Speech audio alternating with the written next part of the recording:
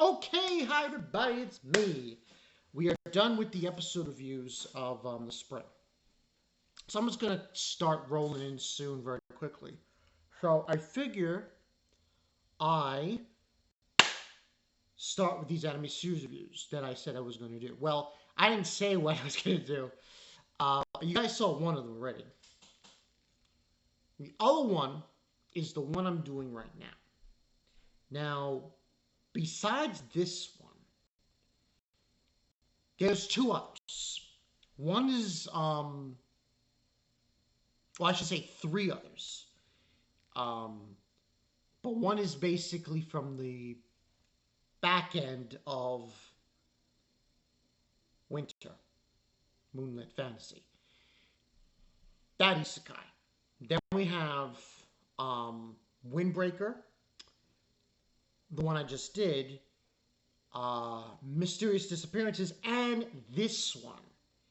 Now, no, it's got it almost at a 7 out of 10. It's a little mixed. Personally, I'm going to go against conventions and say that this deserves more than what it's being stated from certain people reviewing on now. It truly deserves, I think it at least deserves an 8.5 out of 10. But I will make my case. Of course, I'm talking about Chilling in Another World with level 2 super cheat powers. Now, even though it's generic, it is generic. It is the same isekai crap. You know, guy's got unbelievably OP powers, but my personal feelings on this show, on this anime, is who was cast to play the main character and the love interest. And that made me go like, who? Oh, them. One person on Mail referenced saying it was a JC staff reunion. Now, this is the synopsis. This is what it says. The magical kingdom of Colorado summons hundreds of heroes from other worlds every year to fight in their war against the Dark One and his army of powerful demons. They don't call him a demon lord, they call him Dark One. Bonanza is one of those heroes. Summoned from the royal capital Puluma? But something's not right. Bonanza is only an average merchant. He has no magic, no fighting abilities, and his stats are abysmal. Worse, a mishap leaves him unable to return home. Rejected as a hero and stranded in another world, abandoned to the far reaches of the kingdom by a cruel king who just wants him gone, Bonanza's fate looks pretty bleak. But what will happen once the failed hero candidate finds himself with super cheat powers once he hits level 2? Now, this is obviously different than the original isekais because he's getting transported from a world that is mystical because he's a merchant. And in his world of, I believe it was called Paluma, because he's summoned from,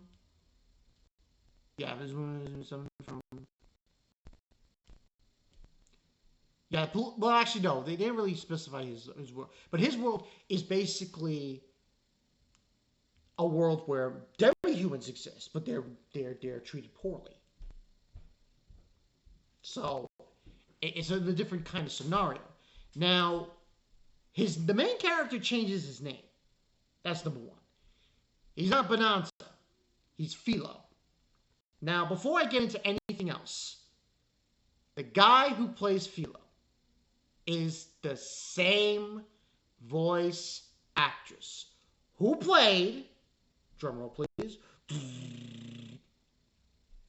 Saito from Familiar Zero. I'm not joking around. That is the truth.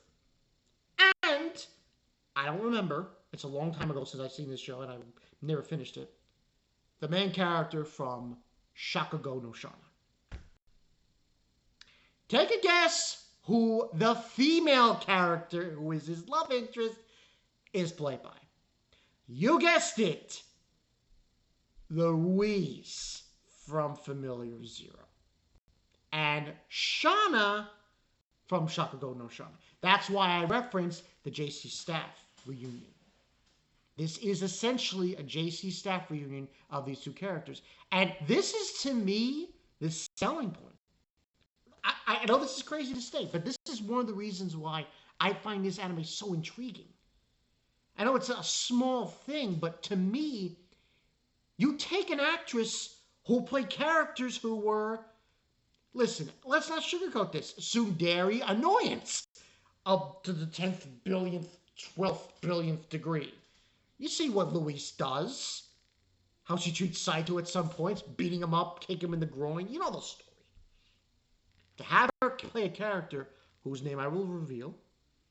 Her character's name is Fenris, which is Fenrir. You know, wolf. Wolf demon. You know, like Fenrir, you know, Norse mythology and all that jazz. And she essentially falls in love with Philo. That's essentially what happens, to a certain extent. And the show, I can't go into too many details, but the show, I personally feel that the story is generic. It is generic. It is generic, but I just like the dynamic of between Philo, him, and Fenris. Okay, call him Rhys. And not to mention some muscle girl in this show. And there are other girls that gravitate towards Philo who live with him in his house. And he just wants a peaceful life, and that's all. But he keeps getting bothered by certain people. Now, I will say, another selling point is that episode 5 and 6 is shocking. Unbelievably shocking. And it drives Philo to have an insatiable emotion of rage. I was like, yo, what's this guy doing? Yo, I was like, what the hell? And then all of a sudden, that happens, and then we move on from there. But as the show goes on, I'm like, okay. It's not anything special, but I find that the main cast and the supporting characters, that, to me, is a selling point. The story is generic, yeah, but it's funny. Oh, by the way, if you watch the opening song, you're going to get diabetes. You're going to get diabetes. It's simple. I got a flash. There's a thunderstorm right here. Anyway, you're going to get diabetes. It's as simple as that. It's just cute, you know. But that's just my feelings on the show. Now, mixed feelings here and there, some people. But I feel like this show deserves an 8, 8.5 out of 10. I really do. I really do believe it does. It does deserve that. Say what you will. You know, say what you will. It is a little weird and kooky and, you know, strange, but I just feel like the main cast and the side characters just pull it in. One character that I don't have any sympathy for is the former hero. He's a douchebag. But it's like the continuation of the story of his relationship with Rhys and everyone else, and it ends with some spiciness in the last 2 episodes. I was like, whoa, what's this? This is interesting. This is interesting. What is this? What's going on here? What are you guys doing? But it sells in that dynamic. Now, it's not going to be for everybody. But I find that just because of this JC Staff reunion, and because I get to see these two actors, you know, I think this actress should play more characters like this. Listen, I have nothing against Familiar Zero, Louise, and Shauna, but I think she does a better job playing a character like this. A character who's in actual love, who's not kicking and screaming and beating the shit out of the MC all the time.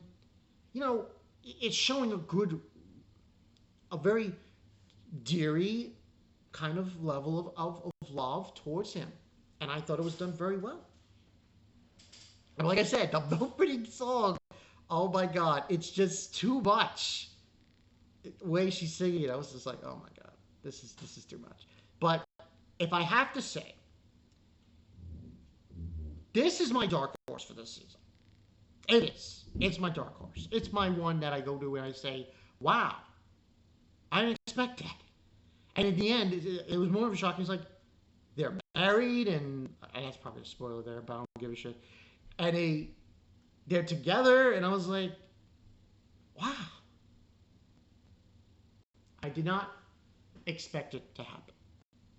So, kudos to this series. Kudos to it all together. Go watch it. 8.5 out of 10, in my opinion. Take it or leave it. And I hope there's a season 2, because I just want to see more hijinks with this. And good comedy, too. I thought the comedy was really good. I'll catch you guys later. Trying to do more of the anime series reviews. We'll see if I get more in down the pipe. All right? I'll see you guys later.